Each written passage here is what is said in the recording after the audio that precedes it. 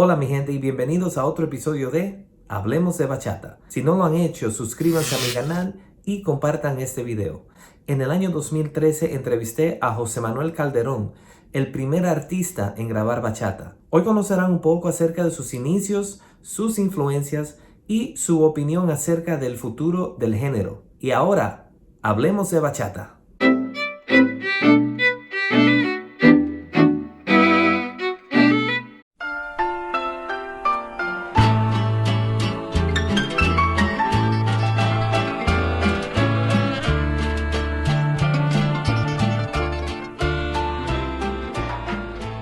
Yo tuve un sueño.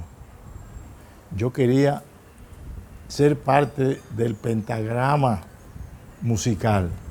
Lo veía un poco lejos porque los medios y las facilidades, las oportunidades en mi país, nuestro país, eran muy limitadas. Recién estábamos saliendo de una dictadura que duró 30 años, encabezada por el tirano Rafael Leónidas Trujillo Molina, que todo el mundo conoce.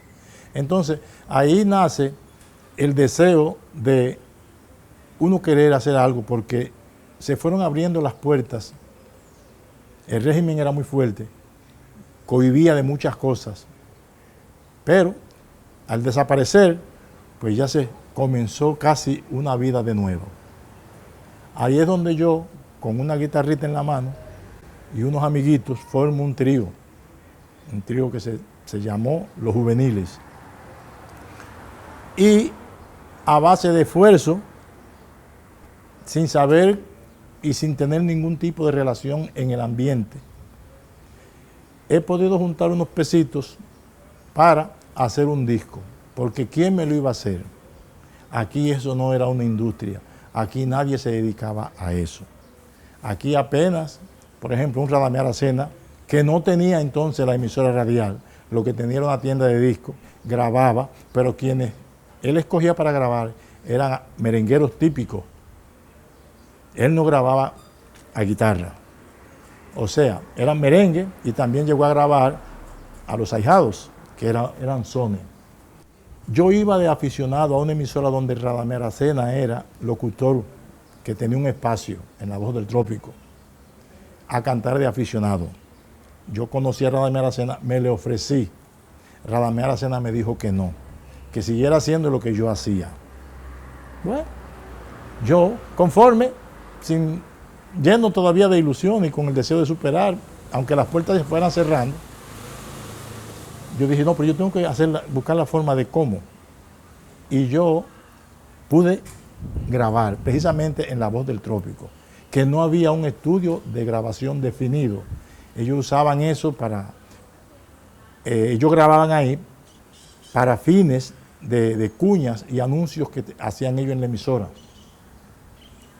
Me dice, esto no sirve como para hacer un máster, un stamper, una matriz de disco. Todo eso era chino para mí.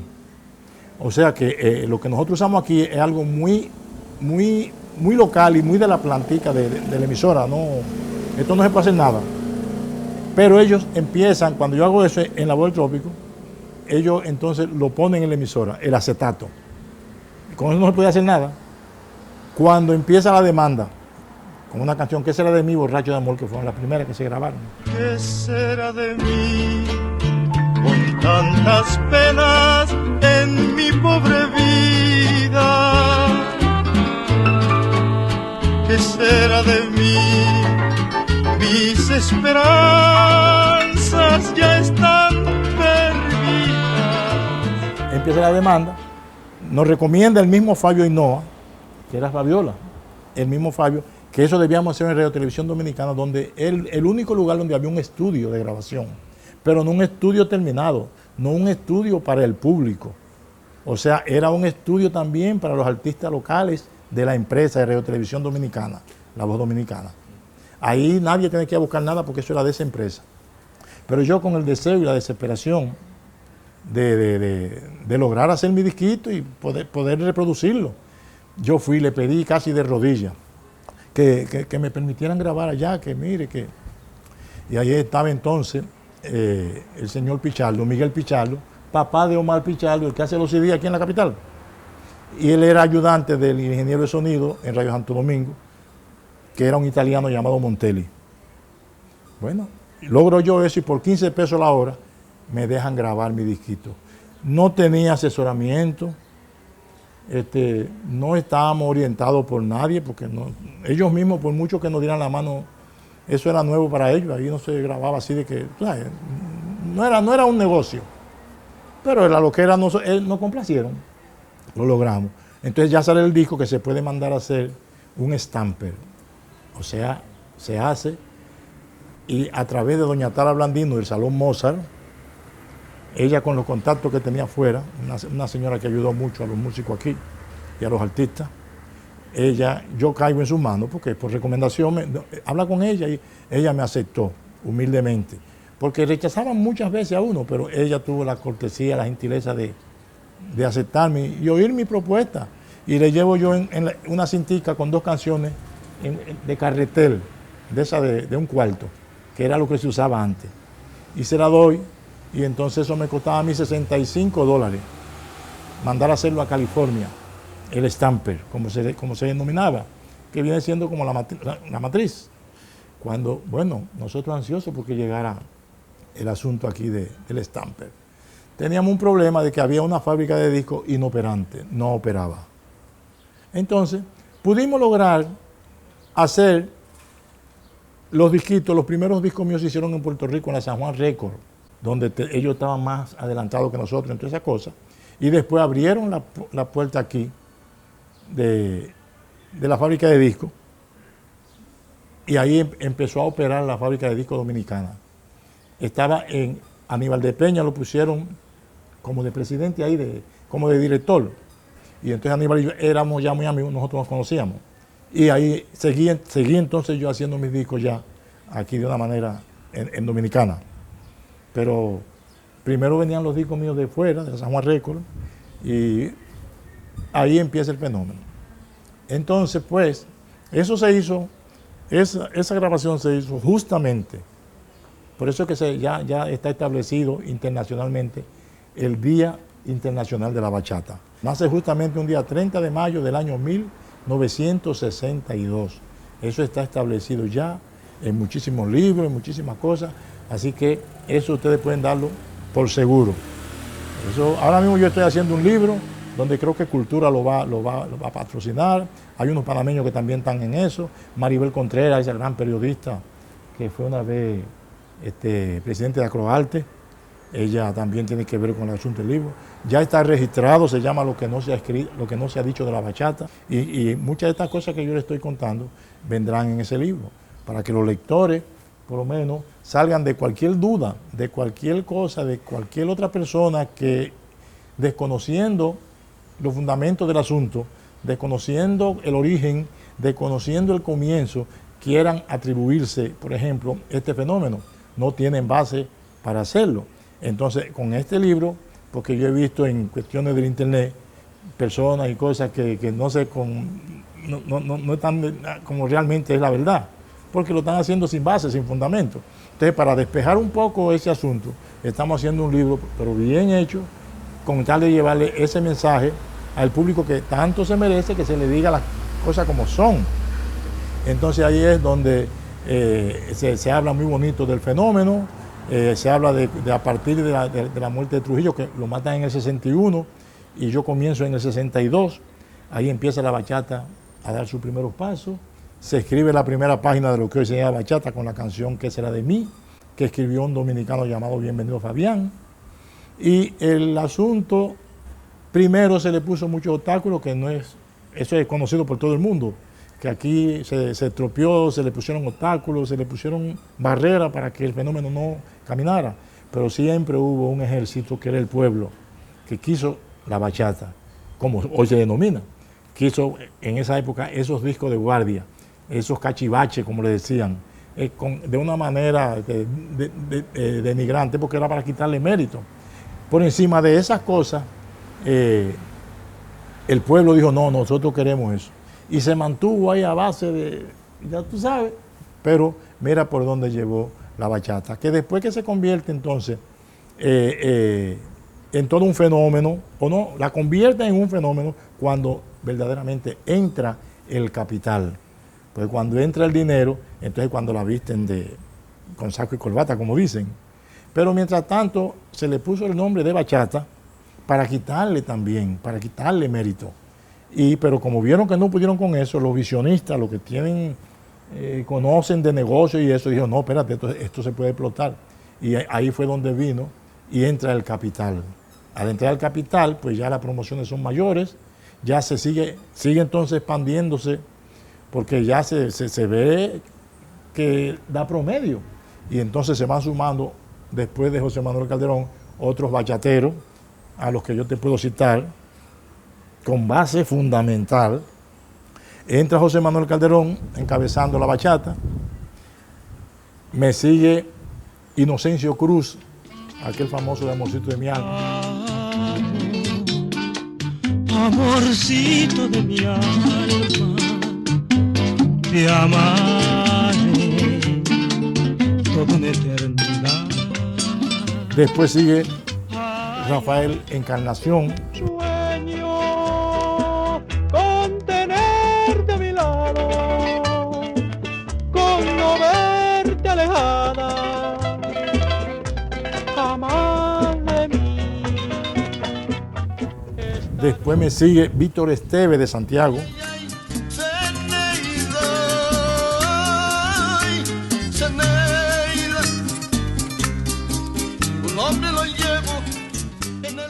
Esos son los primeros 4. Eso fue ya, todavía ya ellos en el 63, por ahí que ese grupito ya entra. Entonces después en el 64, ahí entra Luis Segura. Mirando siempre y ven que algo me quiere decir, porque no me dice pronto lo que me quiere decir. Como vivo yo sufriendo, yo sé que no sufres tú, yo sufro porque te quiero y tú no me quieres a mí. Ahí en el 64, a finales, también entra la emisora La Guarachita, que no existía. O sea, estos discos empezaron a pegarse sin haber guarachita. O sea, no había la emisora radial de Radamel Acena, a quien hay que atribuirle mucho bien, porque hizo mucho bien, ayudó mucho el fenómeno. Pero cuando nace el fenómeno, primero él ni siquiera lo quería, porque yo se lo propuse y él no quiso. Pero siempre nos quedamos siendo buenos amigos. Nunca fui parte de la guarachita. Pero entonces sí él me promovía los discos, porque él tenía tienda de discos, y entonces él me compraba los discos, porque los derechos de explotación en el país ya eran míos. Yo consigo contrato para el extranjero de una vez con la Cubaney. El primer cantante que graba con la Cubaney en el país soy yo. Y consigo de una vez contrato, y esos discos, como ya estaban pegados aquí, empezaron a pegarse de una vez por allá, en Puerto Rico, y empecé a salir para Puerto Rico. Y a hacer muchos shows por allá. Ahí conozco yo a Odilio González, que ya estaba establecido, al Gallo de Manatí, que estaba establecido, a Yomo Toro, muchísima gente de esa, que eran incluso los que me acompañaban cuando yo iba a los shows por allá, porque no había nadie de aquí. Y entonces empezamos después, cruzamos para Nueva York en el 67, nunca viví en Puerto Rico, iba nada más que hacer show. Cruzamos a Nueva York en el 67, a Washington High, donde yo empiezo a meterme de lleno en el asunto de la bachata, porque no había ningún dominicano en eso allá. Pues entonces en eso del 67, yo comienzo ya de una manera muy... que viene Joséito Mateo y me dice aquí, mira Calderón, cuando tú llegas a Nueva York, búscate a Mario Hernández de la BNC, que quiere negociar contigo. Ya yo había terminado entonces contrato con la Cubaney, y allí entonces me contrata de una vez. Yo llego 9 de agosto del 67 a Nueva York, y el 16 de agosto ya yo estaba firmado por la BNC. Y empiezo a grabar con ellos, y empiezan a hacer una promoción más o menos ahí, no muy de primera, pero empezaron. Pero ya yo estaba un poquito adelantado porque la Cubaney ya me había promovido en parte. Ahí yo debuto entonces en Queen, en un negocio que se llama Las Palmeras, empiezo a cantar, voy a donde un señor cubano llamado Gaspar Pumarejo, ahí a donde ese señor iban, porque era un cubano que tenía mucho conocimiento de lo que es farándula y cosas, y en Nueva York era número 1. Y entonces llevaban a uno por allá para que él, como tú sabes, recomendara a uno y promoviera a uno. Él tenía un programa de televisión y bueno, y ahí empiezo yo. Y me quedo entonces en Nueva York, expresamente para hacer residencia, porque no quería estar ilegal. Y vi la plaza, yo sabía que ahí podíamos comenzar una carrera de música. No solamente un contrato, sino también salir a cantar a los lugares. No eran tantos como ahora. Y entonces en esa época quien dominaba esa esa situación eran los puertorriqueños, que eran los locutores de las emisoras hispanas, los que hacían los shows, el espectáculo, la cosa, eran ellos. Después pasó eso a manos de cubanos. Los cubanos entonces eran que se encargaban más bien de hacer esas cosas. Y se iban desplazando de esa manera. Por último, en la actualidad, tú sabes que el dominicano es que prevalece en eso. El hombre de los espectáculos en Nueva York, Estados Unidos, más bien, Norteamérica, por ahí. El dominicano tiene mucho que ver con todas esas cosas. Y así, si te sigo contando, esto es una cosa de 52 años que yo cumplo ahora el día 30 de mayo en este ambiente. Imagínate tú cuántas cosas no se pueden hablar. Yo fui el cantante de cuando se grabó, por ejemplo, en 78 Revolución por minuto, que eran unos discos redondos grandes. Después lo hicieron más chiquitos, 45. Después lo hicieron en unos cartuchos de 8-track. Después lo hicieron en unos chiquitos que se llaman cassette. Después lo hicieron en mini disc. Y ahora en CD. Bueno, pues yo en toda esa rama tengo discos. Porque lo tengo de todo tamaño. Porque yo he hecho más, en conclusión, como 70 producciones diferentes. No las tengo todas, pues si te digo que las tengo todas, porque son diferentes compañías y algunas no han salido, algunas, los dueños se quedaron, no las tiraron por lo que fuera y otras. Y yo entonces por mi cuenta también he seguido haciendo mis cosas, porque yo soy producto de que yo comienzo haciéndolo yo. Entonces, pues si tú no me grababas, pues me grababa yo. Pero tenía que esperar terminar con los contratos que a veces tenía. Y después que terminaba, pues por último desistí de los contratos, no quería contrato con nadie. Y entonces me puse a producir por mi cuenta y a limitarme, a vender más o menos, y hasta donde yo pudiera abarcar, para no tener conflictos, que te promueven, que no te promueven, que te quieren, que no te quieren, que bueno, y tú loco porque que la compañía te vote, porque tú quieres y tú tienes oferta por otro lado. Y así todas esas cosas se pasan en este ambiente. Y así se fueron sumando muchísima gente en este fenómeno de la bachata, como se llama hoy en día. Y ahí esto le ha dado beneficio y vida a muchos padres de familia. Se ha convertido en toda una industria a nivel internacional. Y a nosotros pues, nos representa dignamente ya en playas extranjeras, porque ya esto es parte de lo que es ser dominicano. Cuando se habla del merengue y se habla de la bachata, pues ya se sabe que son cosas que nacieron aquí. No se olvida el día cuando nos apeamos. Me tosté en tus mejillas como un sol en la tarde. Se descarga mi cuerpo. Juan Luis Guerra, Y no vivo. un fenómeno, a quien la bachata tiene que agradecerle y sacar de su comida aparte. Un fenómeno de primera categoría con demasiado conciencia musical, con una capacidad enorme. Sus pretensiones no eran esas, las de cantar, era escribir. Él formó el 440, ese grupo, donde estaba Maridalia, donde había unos cuantos artistas, ¿no?, que él formó en su grupo. Y él comienza a hacer a su manera, a su estilo. Usa la esencia de la bachata original y entonces la hace a su manera. Por su misma capacidad, por la conciencia musical, hace una bachata todavía más refinada, mejor elaborada, porque había más conciencia.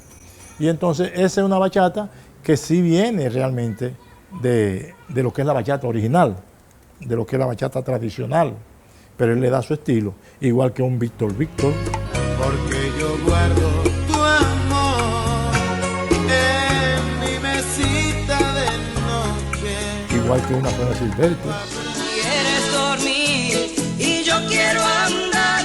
La noche es para un largo viaje y hay que llegar. Igual que estos muchachos que han hecho bachata de esa manera. Recuérdate que nosotros cuando hacíamos bachata, o cuando, bueno, todavía, pero cuando hacíamos regularmente, en la de nosotros no había fusión. La de nosotros era más bachata porque no había ninguno de esos instrumentos que se adaptaban así con esos teclados, esas cosas. Nosotros no usábamos nada de eso, nosotros era 100% bachata del pueblo. O sea que la bachata tiene para soportar todos los instrumentos que quieran. ¿Entiendes? Así que lo que estamos hablando es de un fenómeno enriquecido y un fenómeno que realmente nació como nacen todas las cosas, primero de sueños, se soñó y se logró. Entonces, como uno solo no puede abarcar ni caminar tanto, siempre se necesitaba el apoyo de los demás. Al seguir este sueño, los que siguen detrás de mí, llámese Juan Luis Guerra, quien sea, pues se ha enriquecido más el ambiente, que ha llegado hasta allá los muchachos, Aventura, Anthony, Prince Roy ahora mismo, que son los que verdaderamente están con el éxito ahora mismo en la mano. 100% lo tienen ahora mismo. Y eso en beneficio de la bachata. Cosa de que yo me siento particularmente yo, orgulloso y honrado. ¿Por qué? Porque yo siempre, como estoy consciente y me han considerado y está ya conocido, que yo comienzo con este fenómeno por vía de Dios, porque uno no sabía lo que podía pasar. Y aquí esto no era ningún negocio, aquí un país chiquito donde no había ni siquiera tantos espectáculos ni tantas cosas de esas cosas, aquí no había nada de eso. Y mira cómo esto fue creciendo y fue creciendo y fue creciendo y fue llegando tan lejos que mira por dónde andamos. La bachata, la palabra bachata y su definición, a cualquier persona yo la invito a que la busque en cualquier diccionario, porque data de muchos años. No necesariamente porque el ritmo se le pusiera bachata, es que nace esa frase, esa palabra. Ya eso estaba establecido y escogen a este género musical, a este ritmo, para denominarlo como bachata, no para hacerle bien, sino para hacerle daño. Ese era el propósito mayor, porque ellos argumentan, o mejor dicho, la definición de lo que es la palabra bachata, dice que es un ambiente de bulla, un ambiente muchas veces de desorden, un ambiente de bebida, es como una juerga, como un ambiente de cueros, en el buen sentido de la palabra, que son los cueros de... Es algo que es mucha bulla, y entonces esa bulla la sociedad dominicana, por lo menos en este caso, como que no compartía eso en el ambiente, porque era como algo degenerado, algo de muy poca clase, y todo eso querían atribuírselo nada más que para hacerle daño al fenómeno. Pero no fue así, no pudieron. O sea, la bachata ya estaba el nombre establecido y su definición. Y esta bachata, quien querían hacerle daño con ese nombre, fue todo lo contrario, porque pese a eso, entonces entra, es cuando verdaderamente entra de lleno el capital para invertir en esto. Y ya ustedes ven por dónde va el fenómeno, que ya podíamos decir que la bachata está a nivel mundial, porque por donde quiera tú consigues, tú coges para el Asia y tú en el Asia tú consigues una bachata, aunque sea porque el cónsul sea el consulado por allá, aunque sea porque un cónsul alguien la haya llevado. Si tú coges para Europa, tú la vas a encontrar. Si tú coges a donde quiera que tú, olvídate que tú vas a encontrar bachata. Entonces yo que esto se ha regado en el mundo entero, y yo espero que con el favor de Dios esto no termine todavía, porque ahora es que se está viviendo los mejores momentos de la bachata.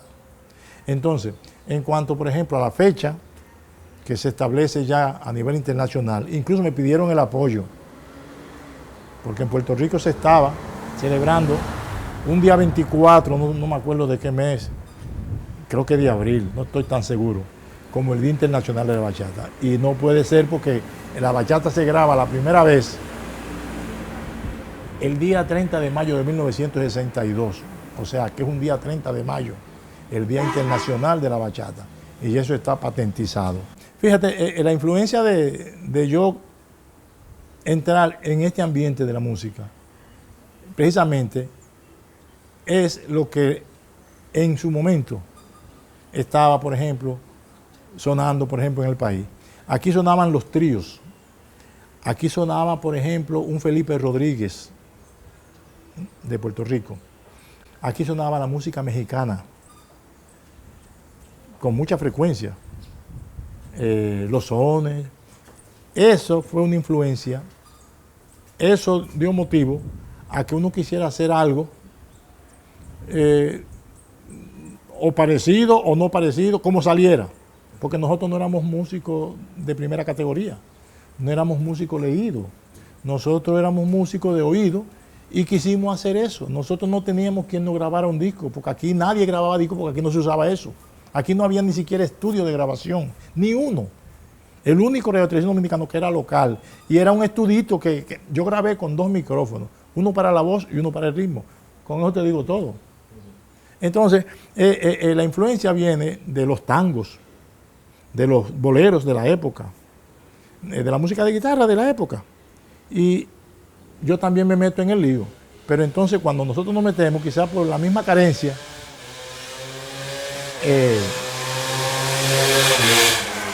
cuando nosotros entramos por la misma carencia de todas esas cosas que hacían falta, es que el fenómeno sale así.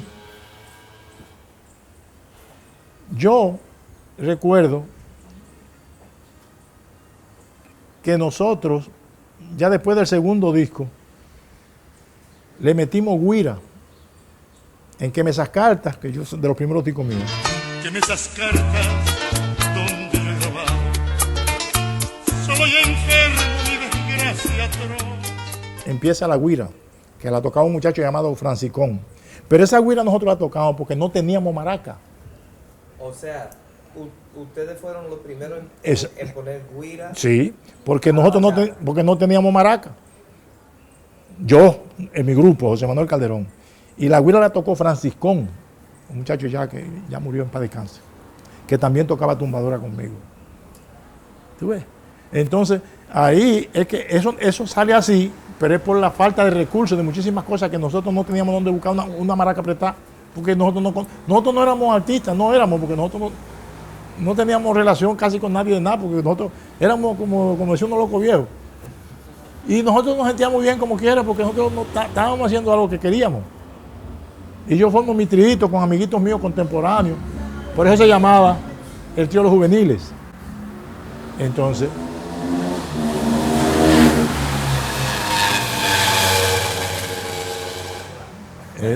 ese es nuestro país. Fíjate, en cuanto al baile, es algo que también nace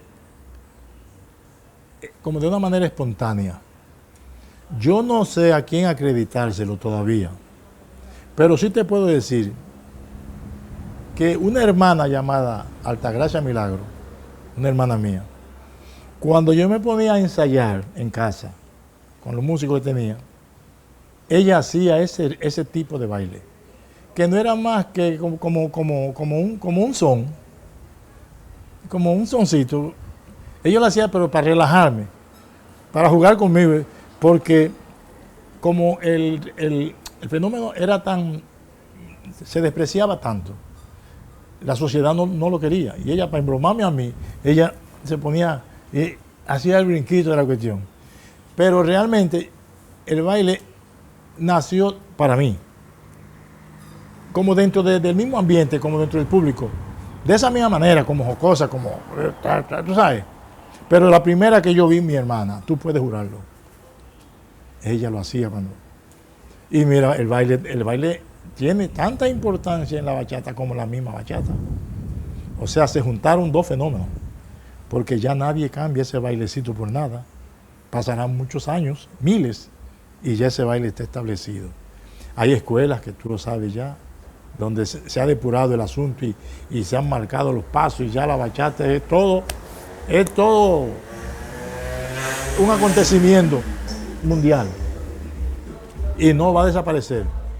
Han habido 3 fenómenos en cada oportunidad, porque la verdad es que, aunque vengan influenciados de la bachata tradicional, de la manera que se han destacado y lo que se ha usado para hacer notar un cambio dentro del mismo fenómeno, comenzando, por ejemplo, con los 90, que es donde verdaderamente empieza el cambio, con Anthony Santos, yo diría, es una cuestión muy particular. Para mí, el voy para allá, ahí comienza el fenómeno, el nuevo fenómeno. Entonces, se enriquece con el asunto de la tecnología. Ahí la tecnología influye mucho, porque viene el asunto de la guitarra, que se amplifica de esa forma, con cuerdas de acero, y hace un sonido diferente, donde el bongo se saca al frente junto con la güira, que antes nosotros usábamos el bongo y la güira, pero atrás, porque la usábamos de base. Pero esto se pone en primera plana, la guira y el bongo. Eso es en ese de Anthony Santos.